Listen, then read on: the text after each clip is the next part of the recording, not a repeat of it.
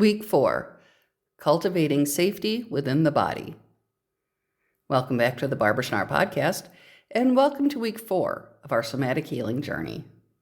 I'm Barbara Schnarr, and I'm glad you're here. Every week we come together to grow and glow, learning to live more fully, more consciously, as we glow from the inside out. This is Week 4 of 12 of the Barbara Schnarr podcast Somatic Healing Series. If you're following along in my 12-week somatic healing book, that's fantastic. If you don't have the book, that's absolutely fine, but you will want something to write with and to write on. If you'd like to get the book, just go to the About section of the Barbara Schnarr podcast where we found this episode, and there will be a link to my 12 Somatic Healing Coach Sessions for Coaches and Individuals book on Amazon. Or just go to Amazon and search for Schnarr Coach. That's Schnarr Coach. Be sure to check out the BarbaraSchnarrPodcast.com. You can find the daily motivations, latest podcast episodes, and links to all the books. Be sure to follow me on all the socials too, especially YouTube. Let's build up those numbers. Over the past 3 weeks, we've been slowly building a relationship with the body through awareness, breath, and movement. We began by learning how to notice internal sensations and patterns, then explored how breath can regulate the nervous system, and most recently discovered how movement can release stored tension and support emotional expression. This week, we turn towards something even more foundational. Before deeper healing can unfold, the body needs to experience safety. Without safety, awareness can feel overwhelming, and breath can feel restricted, and movement can feel inaccessible. With safety, however, the body begins to soften, trust develops, and the nervous system becomes more receptive to connection and change. Safety is not only an external condition, it's also an internal experience. Many people assume safety is something created purely by circumstances, such as being in a secure environment or surrounded by supportive people. And while external safety is important, somatic healing invites us to explore internal safety, the felt sense of being at home within our own body. This internal sense of safety is shaped by many factors, including past experiences, stress levels, emotional history, and the state of our nervous system. When the body has experienced prolonged stress or overwhelming events, it may remain in patterns of hypervigilance, tension, or emotional shutdown, even in environments that are objectively safe. This isn't a flaw in the system. It's the nervous system doing its job based on previous learning. To understand this more clearly, it helps to explore how the nervous system continuously scans for cues of safety or danger. This process happens automatically and beneath conscious awareness. The autonomic nervous system plays a central role in this scanning process, shaping how we breathe, move, think, and feel in response to our environment. When the nervous system perceives safety, the body can enter states of rest, digestion, and repair. When it perceives threat, even subtle or symbolic threat, the body may shift into protective responses such as tension, alertness, withdrawal, or emotional reactivity. These responses aren't signs of dysfunction. They are intelligent survival mechanisms designed to protect us. The challenge arises when the nervous system becomes stuck in patterns of protection long after the original stress has passed. In these states, the body may remain braced even during moments of calm. This can show up as difficulty relaxing, chronic muscle tension, digestive discomfort, sleep disturbances, or even a persistent sense of unease. Many people interpret these experiences as something wrong with them, when in reality they are often signs of a nervous system that has learned to prioritize safety above all else. Somatic healing doesn't try to force the body out of these states. Instead, it works by gently offering experiences of safety that the body can gradually begin to trust. One of the most powerful ways to support this process is by creating an environment that communicates safety to the nervous system. This is where we begin this week. Before any formal practice, take a moment to notice the space around you. The environment you're in plays a significant role in shaping your internal state. Soft lighting, familiar objects, comfortable textures, and a calming sensory input can all contribute to a greater sense of ease within the body. You might find yourself drawn to certain corners of your home, certain chairs, or specific sensory experiences that feel grounding. As you settle into your chosen space, begin to observe how your body responds. There's no need to change anything, simply notice.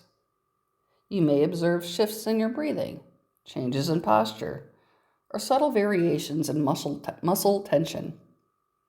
You might also notice that your body doesn't immediately relax, especially if safety hasn't been a consistent experience in the past. And this is normal. The goal isn't to force relaxation, but to build a familiarity with the possibility of it. One of the foundational somatic practices for cultivating safety is grounding through the senses. The senses are direct pathways into the present moment, and they provide the nervous system with concrete information about what's happening right now. Begin by noticing what you can see around you, allowing your eyes to rest on different objects in the space. Then bring attention to touch, perhaps holding something with a comforting texture, or simply noticing the sensation of your body making contact with the chair or the floor. Now shift your attention to sound, noticing what is audible in your environment. Whether it is silence, distant noise, or the subtle rhythm of your own breath. You can also engage in smell and taste if available, perhaps through a warm drink or familiar scent. As you move through the senses, notice which ones feel most stabilizing for your system. Some people find visual orientation grounding, while others feel more supported through touch or sound. There's no correct combination. The body simply responds to what it perceives as supportive. Over time, you can learn to intentionally use these sensory anchors to help bring yourself back to a sense of presence when needed. Another important practice this week involves self-touch as a form of support. Many people underestimate the nervous system's regulating effects of safe, intentional touch. Placing a hand on the heart or the belly can provide a sense of containment and reassurance to the body. This kind of contact doesn't need to be elaborate or performative. It simply communicates presence. And as you place your hands on your body, you might notice warmth, pressure, or emotional responses arising.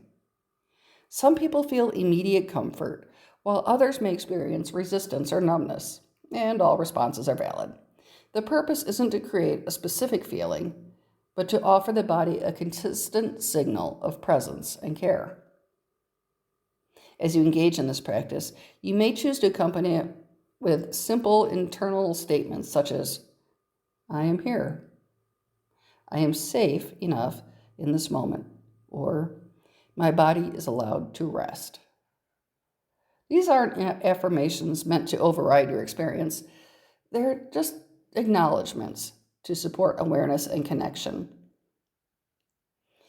Another powerful technique for cultivating safety is orienting.